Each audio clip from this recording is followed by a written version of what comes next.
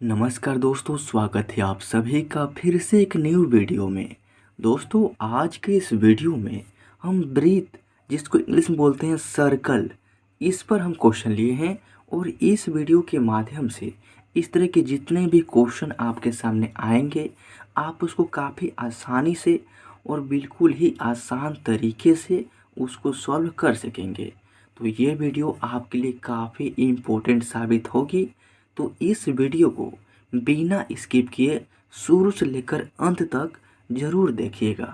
तो देखिए हमारा क्वेश्चन क्या है और इसको सॉल्व करने का सबसे आसान तरीका क्या है। तो हमारा क्वेश्चन दिया गया यहाँ पे देखिए। क्वेश्चन बोल रहा है किसी वृत्त की व्यास 14 सेंटीमीटर दिया है तो उसका क्षेत्रफल ज्ञात करें।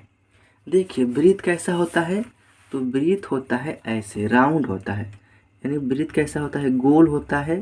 ये क्या हमारा वृत्त है, इसको इंग्लिश में बोलते हैं सर्कल। अब देखिए वृत्त में बीचों बीच क्या होता है, केंद्र होता है। और इस केंद्र से इस स्पर्श रेखा को मिलाने वाली जो लाइन है ना, यहाँ से यहाँ तक की जो दूरी है, जो डिस्टेंस है, उसको हम बोलते हैं रेडियस, यानी जिसको आर से सूचित करते हैं और हिंदी में बोलते हैं त्रिज्या। क्या बोलते हैं इसको, त्रिज्या बोलते हैं। और देखिए यहाँ से अगर इसमें हम फिर यहाँ जो मूल बिंदु है इसे इसको भी स्पर्श करें तो ये भी त्रिज्या हो गया। तो त्रिज्या और त्रिज्या यानी डबल त्रिज्या को अगर त्रिज्या को जोड़ेंगे इस त्रिज्या को इस त्रिज्या में, तो ये जो है ना पूरा हमारा डी का निर्माण करता है, जिसको बोलते हैं व्यास। यानी यहाँ पर क्या हो जाएगा, डी का मान हम क्या बोलते हैं, जिसको व्यास बोलते हैं, डी बराबर होता है 2r। समझ रहे हैं, डी बराबर क्या होता है 2r। यहाँ पर हम लिख देते हैं डी बराबर 2r होता है। ये आपको ध्यान में रखना है, क्योंकि डबल आर मिलकर डी का निर्माण कर रहे हैं, यानी पूरा दूरी को मिलाएंगे तो यहाँ से यहाँ तक की जो दूरी है ये हमारा डी है और ये आर है, ये आर है, तो 2r बराबर 1d, यानी 1d यहाँ पर हो जाएगा।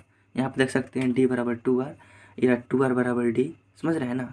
अब देखिए हमको क्या निकालना है, यहाँ पर व्यास दिया है यानी डी का मान दिया है और हमको क्या करना है, वृत्त का क्षेत्रफल निकालना है।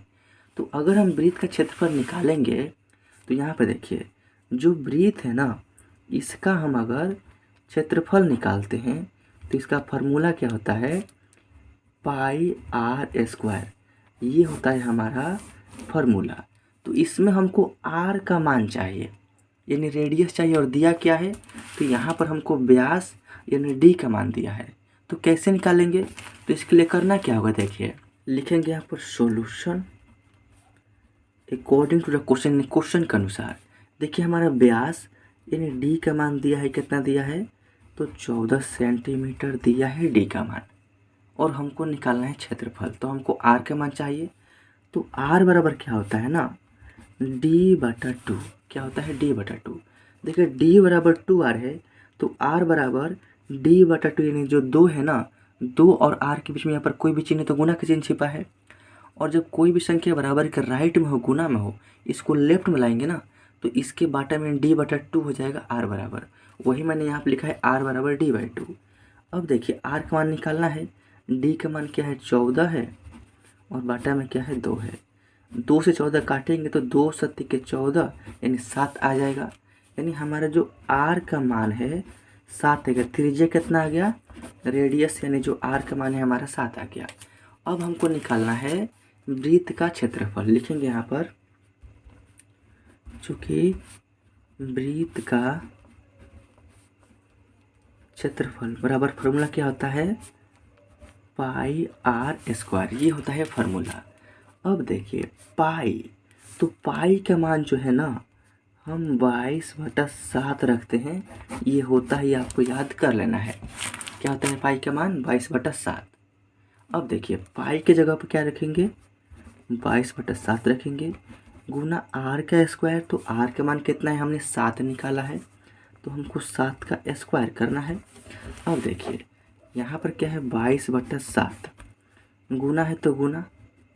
अब देखिए यहाँ पर क्या है, 7 का स्क्वायर है।